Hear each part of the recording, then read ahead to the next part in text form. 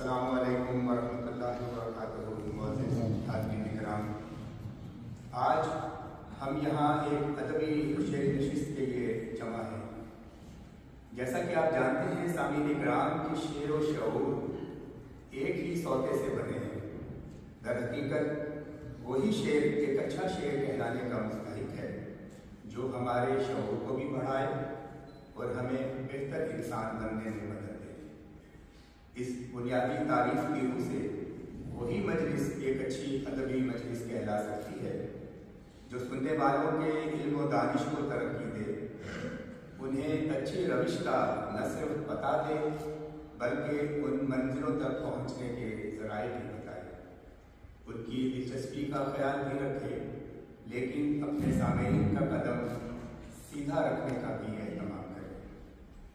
معزز حاضرین و سامعین کرام، آج کی یہ نشست بھی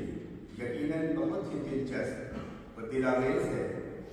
صرف اس لیے نہیں کہ آج ہم یہاں شعر سننے کے لیے، شاعری سننے کے لیے، علمی و ادبی نکات سننے کے لیے اکٹھے ہوئے ہیں، بلکہ یہ نشست اس لیے بھی بہت خاص ہے کہ ہمارے آج کے معزز مہمان جناب شوانی صدیقی ایک بہت ہی دلچسپ اور دلربا شخصیت کے مالک ہونے کے ساتھ ساتھ ایک نہایت اعلیٰ اور بالا ادبی مقام بھی رکھتے ہیں۔ آپ کی شاعری باکمال و بے مثال ہے، اتنی بے مثال کہ غیر بھی تعریف کرنے پر مجبور ہو جاتے ہیں، اتنی اعلیٰ کہ لوگ اسے گنگنانے لگتے ہیں، اتنی دل آویز کے باوجود ہزار اختلاف کے ان کا کلام، ان کے اشعار دلوں میں اتر جاتے ہیں۔ میرا خود کا یہ حال ہے کہ میں جب بھی ان سے ملتا ہوں، ان کی باتیں سنتا ہوں، ان کی گفتگو سے محظوظ ہوتا ہوں، تو اکثر میرے ذہن میں اپنا ہی کہا ہوا یہ شعر گونجنے لگتا ہے کہ اتنی اچھی باتیں کرنا تم نے کس سے سیکھا ہے، اتنی اچھی باتیں کرنا تم نے کس سے سیکھا ہے، جذبوں کو شعروں میں لکھنا تم نے کس سے سیکھا ہے۔ آج کے اس خوبصورت نشست میں اپنے اس خوبصورت مہمان سے ہم جو بھی سنیں گے، خواہ وہ نظم کی صورت میں ہو یا نثر، ہلکے پھلکے لطائف کی شکل میں ہو یا گہرے مشاہدات و تجربات کی بنیاد پر، مجھے یقین ہے کہ اسے سنتے ہوئے یہ احساس آپ سب کے ذہنوں کو بیدار رکھے گا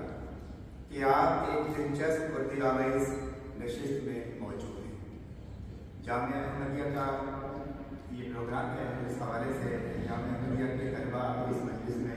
تشریف رکھتے ہیں، تو آپ کا یہ وقت جو یہاں گزر رہا ہے، اگرچہ یہ کلاس کا کوئی باقاعدہ لیکچر تو نہیں ہے، لیکن یقینی طور پر یہ زندگی کے بہت سے حقائق و معارف اور نشیب و فراز کو سمجھنا آپ کے لیے آسان کر دے گا۔ اس حقیقت سے کسی کو انکار نہیں کہ شاعری حالات و واقعات ہی کی ترجمان ہوا کرتی ہے اور اس معاشرے اور ماحول کی عکاسی کرتی ہے جس میں شاعر رہتا ہے۔ اچھی شاعری دل سے اٹھ کر دل پر ہی اترتی ہے، اور اگر دل کا دل تک، جذبوں کا جذبوں تک اور احساس کا احساس تک کا سفر کامیابی سے طے نہ ہو پائے تو سب بے ثمر اور نامعتبر ہی ٹھہرتا ہے۔ تو پی جانا شادی شدہ کرتا، ہمیں یہ بھی پتہ چلا کہ ایک بادشاہ شخص، ایک عقل مند آدمی کسی فیصلے تک پہنچنے کے لیے اپنے دل اور دماغ دونوں کی سنتا ہے، حالات کو پرکھتا ہے، دلیل کو زیر غور لاتا ہے،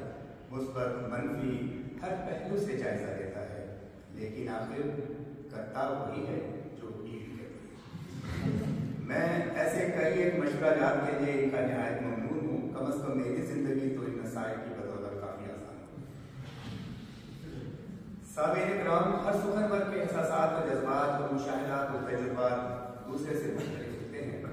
یہی وجہ ہے کہ کسی بھی صاحب فن شاعر کا نام سنتے ہی ہمارے سامنے اس کے اشعار کے حوالے سے ایک پہچان ابھر کر سامنے آ جاتی ہے۔ ہم نعت، منقبت، مدح، مناجات، سلام، قصیدہ، رباعی، قطع، نظم، غزل، مثنوی، مسدس اور گیت وغیرہ میں سے کوئی ایک قسم اس شاعر کے انداز کے ساتھ پیوست ہو جاتی ہے، لیکن ہمارے یہ شاعر بے کمال، معاف کیجیے گا، لیکن ہمارے یہ شاعر باکمال یعنی مبارک صدیقی ایسے قادر کلام ہیں کہ ان کے کسی ایک کلام سے ان کے اندر کا پتہ چلانا بہت مشکل ہے۔ کبھی وہ مزاح میں قدم رکھتے ہیں تو سب کے چہروں پر مسکراہٹ بکھیر دیتے ہیں، جب مدح لکھتے ہیں تو حق ادا کر دیتے ہیں، رسمیہ انداز اپنائیں تو خون کو گرما دیتے ہیں، غزل چھیڑ دیں تو دلوں پر بجلیاں گرا دیتے ہیں، ہجر کے فسانے سنائیں تو آنکھیں بھیگ جائیں، اور ملن کی رت کا ذکر کریں تو گویا ہماری کیفیات ہمیں کو سنائیں۔ لیکن مبارک صدیقی کی شاعری میں ان سب رنگوں سے زیادہ بھانے والا رنگ دنیا میں بسنے والے کسی بھی احمدی کی طرح ہمیں بھی وہی معلوم دیتا ہے جس میں وہ ہمارے اور اپنے مشترکہ محبوب کی باتیں کرتے دکھائی دیتے ہیں۔ خلافت احمدیہ کی محبت کی چاشنی ان کے اشعار سے ٹپکتی ہے تو ہر ایک دل میں رس بول دیتی ہے۔ آؤ اس سے ملیں، آؤ کرتے رہے زندگی کا سفر، اور اسی طرح کی بہت سی نظمیں بچوں، نوجوانوں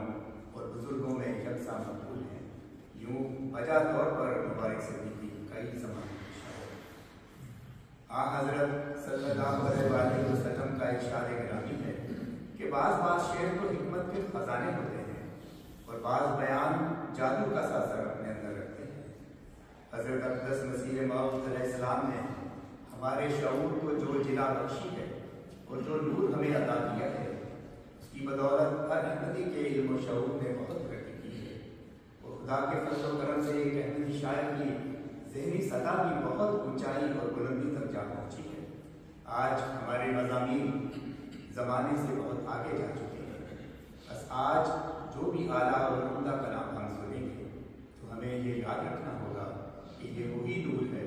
جو اس دور کے مسیحا نے ہمیں دیا ہے۔ اور حاضرین کرام، اور ہماری محافظ شعر و سخن